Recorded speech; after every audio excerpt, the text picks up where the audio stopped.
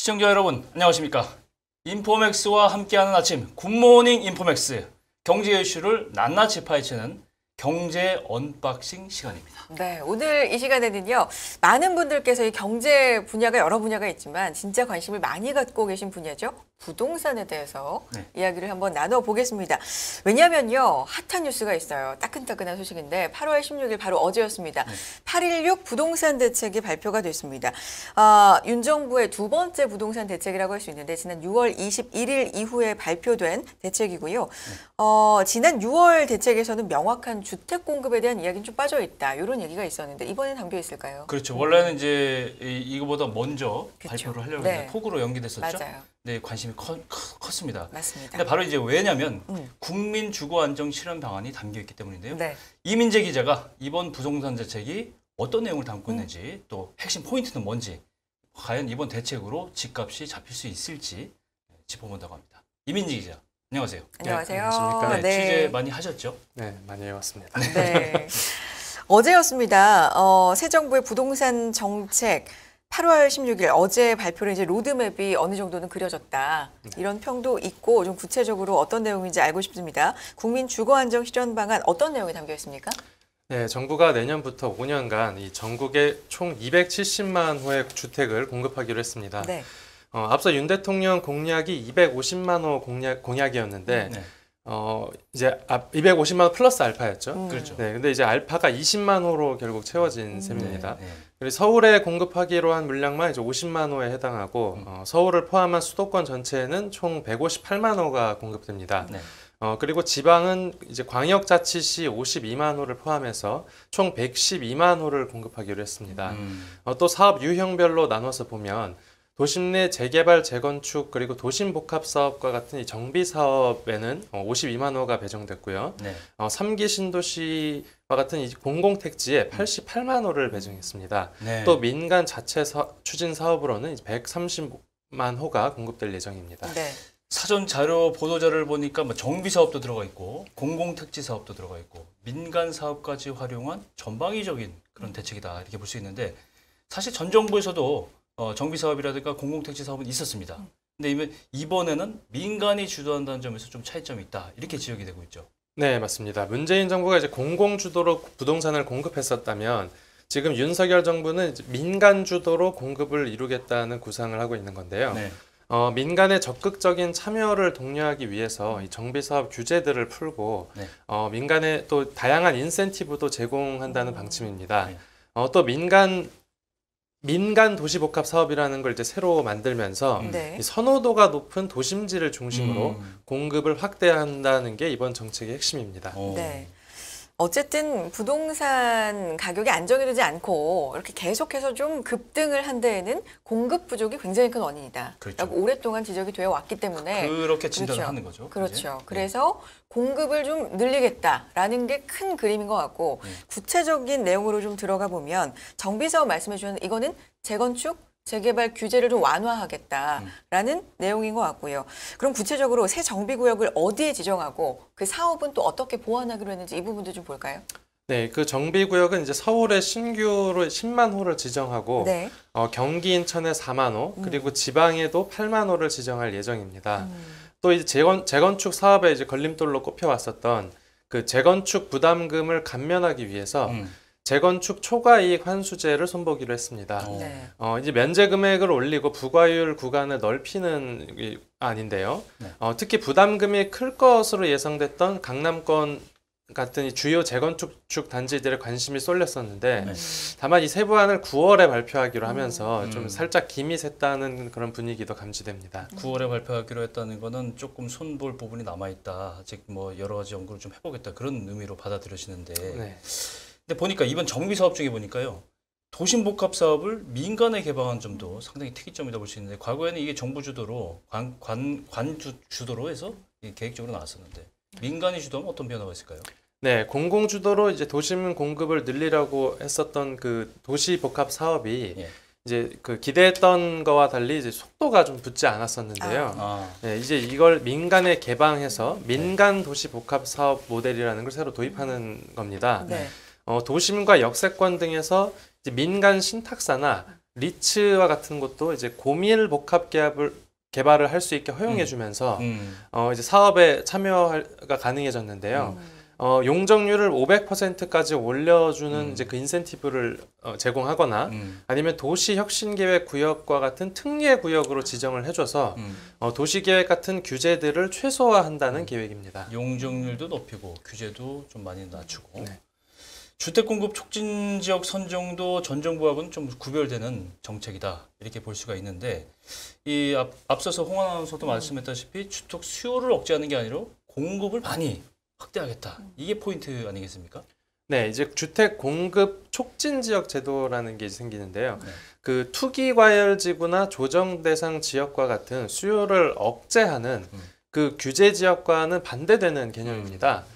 이제 공급 여건이 더 양호한 지역에 어떤 규제를 풀어주고 그리고 또 대신에 인센티브를 주면서 네. 주택 공급 촉진을 유도하겠다는 생각입니다. 네.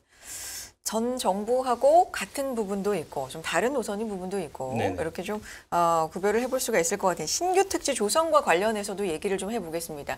뭐 3기 신도시 청약, 사전 청약 이런 얘기가 좀 한창이었는데 신규 특지라고 하면 이제 3기 신도시를 넘어서 4기 신도시가 생기는 거예요? 네, 맞습니다. 네. 그 4기 신도시를 포함해서 이제 그 신규 택지 조성으로 88만 호를 공급할 예정입니다. 네, 그 전에 앞서 이제 발표했었던 그 3기 신도시 남은 곳들도 네. 더해서 더한 물량인데요. 네. 그렇죠. 그 전체 270만 호를 공급하기로 한 걸 감안하면 3분의 1에 해당되는 수준이죠. 그렇군요. 예. 네, 그래서 내년까지 15만 호 안팎을 이제 발표를 하고 이후에는 시장 상황을 봐가면서 대상지를 발표할 생각입니다. 네. 또 신규 택지 같은 경우에는 이제 교통이 편리한 수도권하고 지방 거점 위주로 이제 대상 지역을 물색하고 있는데요. 신규 산업단지 그리고 도심 철도 인접 지역을 중심으로 주로 이제 발굴을 한다는 방침입니다. 물색 중이라고 하셨는데 물색이 좀 된 취재가 좀 됐습니까? 그 위치가 네. 제가 알아봤는데 네. 네. 네, 다 아직은 좀 밀봉 상태다. 네. 네. 그러면 이제 관건은 이 신규 택지가 과연 어떤 식으로 개발이 될지 이게 이제 초미의 관심이거든요. 네네. 그 신도시 개발은 이제 컴팩트 시티라는 그 이름이 붙었는데요. 네. 팩트. 네. 그 상대적으로 이제 부지가 넓은 신규 택지라고 하더라도 고밀 압축 개발로 공급량을 최대화하겠다. 이제 그런 전략입니다. 또 입지 선정 단계에서부터 광역 교통 계획을 수립하도록 했고요. 네, 광역 교통 계획도 수립하도록 했습니다. 이게 뭐 규제 완화라는 게 재개발도 재건축도 규제 완화 얘기가 나오는 것도 그렇고 속도 면에서도 굉장히 중요하다는 인식을 같이 하는 것 그렇죠. 같아요. 이게 예. 큰 그림으로 그리기만 해서는 안 되고 구체적으로 속도가 빠르게 진행이 돼야 된다. 네. 신규 택지 면에서도 속도 좀 감안을 합니까? 네, 그렇게 네. 속도를 높이기 위한 이제 네. 제도 개선도 이제 이루어지는데요. 현재 이제 공공주택 지구를 개발할 때는 공공기관 예비 타당성 조사, 그러니까 예타가 면제되는데 네. 이제 그 이와 연계된 그 광역교통 사업하고 훼손지 복구 사업은 여전히 예타 대상이어서 사업이 지연된다라는 지적이 있었습니다. 그런데 이번 정책에서 광역교통 사업과 훼손지 복구 사업도 이제 국무회의 심의를 거치면 공공기관 예타를 면제해 주기로 했습니다. 뭐 상황에 따라 다르겠지만 예비 타당성 조사 기간이 상당히 길어서 이게 상당히 공기에 가장 큰 부분을 차지할 수 있다. 뭐 이런 거고 그렇기 때문에 이제 기간이 연장되는 거 아니겠어요? 네, 근데 네. 이거를 이제 절차를 좀 줄여서 간소화해서 빨리 택지 조성을 하겠다, 빨리 공급하겠다 이런 얘기잖아요, 그죠? 네, 맞습니다. 또 이제 비슷한 맥락에서 공공정비 사업하고 일반 주택 사업에 도입돼 왔던 통합 심의가 이제는 의무화가 되는데요. 예. 또 민간이 추진하는 정비 사업과 도시 개발 사업에도 통합 심의가 새로 도입됩니다. 통합심의 의미에 대해서 좀 짚고 갈 필요가 있을 것 같아요. 이게 뜻이 뭐예요? 네, 통합 심의 네. 이제 정비 사업을 추진할 때 네. 사업 시행 인가 단계에서 도시 경관 심의나 이제 교통 환경 영향 평가 같은 심의들을 거쳐야 되는데요. 네. 네, 통합 심의라는 건 이제 이런 개별적인 심의들을 한꺼번에 추진을 하는 따로 하지 겁니다. 않고. 네. 예. 그래서 이제 비용이 좀 줄어들고 당연히 이제 사업 기간도 단축시키는 효과가 있습니다. 이제 현재는 이제 LH 같은 공공기관이 추진하는 사업에 대해서만 통합 심의가 가능한데요. 작년 국토부가 통합 심의를 의무화하는 방안을 발표했을 때도 민간 정비 사업은 대상에서 빠졌었는데 네. 이번에 들어가게 된 거죠. 예. 그러면 이번에 보니까 자료를 좀 보니까 네. 이 밖에도 추진된 정책이 이 신규 공급뿐 아니고 재건축, 재정비 이쪽에도 좀 계획이 있다 이런 얘기를 들었는데 어떤 것들이 있죠? 네, 이제 분당과 일산이 들어갔었던 수도권 1기 신도시가 1기 신도시. 네, 준공된 지 이미 한 30년이 지났습니다. 그렇죠. 그래서 이제 이런 1기 신도시에 대해서 올해 하반기에 연구 용역에 들어가서 2024년 그 도시 재창조 수준의 마스터 플랜 수립이 추진된다고 합니다. 네, 네. 또 이 외에도 뭐 청년 원가 역세권 찻집과 같은 사업은 이제 통합 사업으로 추진되고요. 네. 용적률을 올리면서 이제 기부 체납 토지나 이제 공공택지가 이제 기부 체납 토지가 생기고 또 공공택지 그곳과 공공택지에 50만 호를 공급하는 방침입니다. 1기 신도시에. 아닙니다. 여기는 이제 이거는 청년 그 얘기 원가 아닌가요? 역세권 찻집 참, 사업입니다. 예, 네. 이외에도. 네, 그래서 예. 이제 그 청년과 또 신혼부부나 생애 최초 구입자에게 뭐 시세의 70% 이하로 주택을 공급하고 네. 또 저금리로 40년 이상 장기 대출을 제공해서 초기 이제 그 자금 부담을 좀 낮춘다라는 구상을 하고 그렸습니다. 제가 왜 1기 신도시라고 얘기를 했냐면 1기 신도시에 대해서 저도 관심 있는 만큼 전 국민이 지금 이게 그렇죠. 1기 신도시가 된 지가 벌써 30년이 아니에요. 그 네, 이상 맞습니다. 지났는데 이제 여기가 어떻게 다시 리빌드, 재창조라는 표현까지 쓰셨는데 이거 어떻게 될지 굉장히 궁금하거든요. 맞습니다. 이 부분 나중에 좀 마스터 플랜 나오면 네. 다시 한번 그 얘기를 좀 해주셨으면 네, 좋겠어요. 알겠습니다. 네, 네. 이건 뭐 재건축하고도 굉장히 좀 연결이 그렇죠. 있고요. 그렇죠. 그렇죠. 그렇죠. 네. 일기 신도시 노후화가 정말 많이 진행이 된 만큼 네. 이 부분도 네. 구체적으로 좀 더 정책이 나올 거라는 생각이 들고요. 네. 지난 6월 대책에서 생애 최초 주택 구입자에게 취득세 감면 정책이 이제 나왔는데 그것에 이어서 청년, 신혼부부, 또 생애 최초 주택 구입자를 위한 정책을 집중적으로 펼치고 있는 것으로 보입니다. 또 주거 환경 개선을 위한 대책도 나왔다고. 이거는 정말 말 그대로 주거 환경, 주변의 환경 말하는 겁니까? 네, 맞습니다. 네. 얼마 전에 이제 기록적인 폭우가 그렇죠. 내리면서 그 수해를 입은 지역들이 있었는데 네. 이제 그래서 반지하가 사라질 예정입니다. 이거 굉장히 좀 핫한 이슈예요. 네. 반지하. 그래서 이제 그 반지하와 같은 이제 재해 취약 주택 거주자한테는 정부가 공공 민간 임대주택 이주를 지원하기로 했고요. 또 교통망 확충이나 뭐 층간 소음 대책 그리고 주차 편의 제고와 같은 이런 그 주택의 품질 확보, 이른바 살만한 집 공급 방안도 이번 대책에 담겼습니다. 이렇게 품격도 높이고 품질도 생각하고 삶의 질도 생각하고 여러 가지 목적을 달성했으면 좋겠다는 생각이 드는데 네. 이른바 이제 국민 주거 안정 실현 방안이라고 이제 말할 수가 있는데 이 전반적인 내용을 이민재 기자하고 살펴봤는데 전문가들의 평가가 중요할 것 같아요. 그러니까 전문가들이 얘기하기엔 많은 부동산 전문가들이 과연 실현 가능성이 있는지 아니면 예산은 어떤지 또 실제로 이렇게 바텀업 방식으로 하는 방식이 과연 효율적일지 뭐 여러 가지 이슈가 있을 수 있단 말이죠. 이 얘기가 좀 많이 나올 것 같아요. 네, 그 이번 정책이 직전 정부 정책과 비교를 하면 가장 큰 차이가 민간 위주로 도심지의 주택을 늘리는 내용입니다. 전문가들 대체로 반응을 보면 이러한 그 민간 부문의 공급 확대 그리고 자율성 확대가 뭐 대체로 긍정적이다 이런 평가를 내놨습니다. 또 이제 청년 원가 주택 그리고 아까 말씀 그 역세권 찻집 그 통합 사업하는 그런 그 집들 공급이 실제로 이루어진다면 또 2030 세대 수요가 청약 시장으로 좀 옮겨가면서 네. 소위 말하는 그 영끌 매수가 좀 줄어들지 않을까 하는 이제 기대감도 있고요. 네. 또 민간 도심 복합 사업이나 주택 공급 촉진 지구와 같은 이 새로운 유형의 공급 방식도 좀 참신했다라는 평가가 나왔습니다. 네. 민간, 도심 뭐 이런 단어들이 이제 키워드인 것 같아요. 이번 정책에 그렇죠? 네, 맞습니다. 민간 도심 복합 사업도 주택 공급 촉진 지구 이런 설정 등으로 좀 속도를 빠르게 하겠다 이런 것도 방점을 찍는 것 같은데 그런데 걱정할 만한 점 또 없는지 궁금한데요. 네, 이 민간 위주의 공급 전환이 네. 바람직한 건 맞는데 실현 여부에 대해서는 이제 전문가들이 좀 의아해하는 그런 반응들이 있었습니다.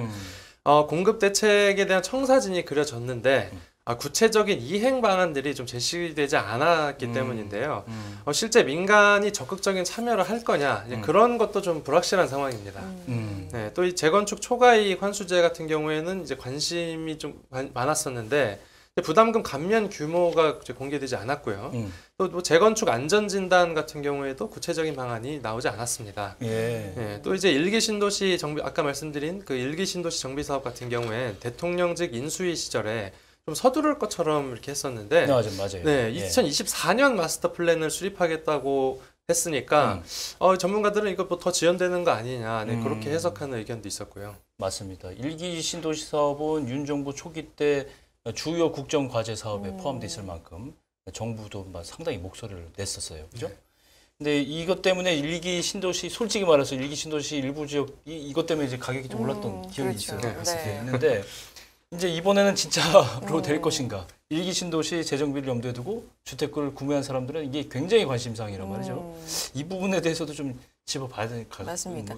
필요가 있습니다. 맞아요. 아까 실효성, 뭐 민간이 주도하는 것에 대한 실효성 말씀하셨는데 민간이 사업에 참여하려면 사실 중요한 건 사업성 아니겠습니까? 그렇죠. 그렇죠. 사업성인데 계속해서 좀 강조해 주신 언급이 나온 초과이익 환수제, 일명 제초안이라고 부르는 부분들 뭐 이런 것들도 함께 그래서 엮어서 좀 살펴봐야 되는 것 같고요. 맞아요. 그렇죠.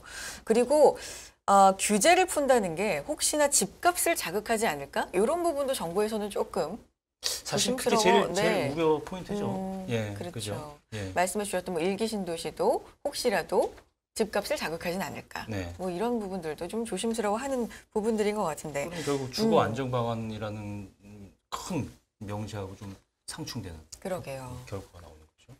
예. 어떻게 보십니까? 네, 집값 안정과 관련해서는 네. 뭐 전문가들은 이제 이번 대책이 부동산 시장의 집값 관련한 불안 심리를 뭐 좀 일부 좀 줄여줄 거로 전망을 했습니다. 네.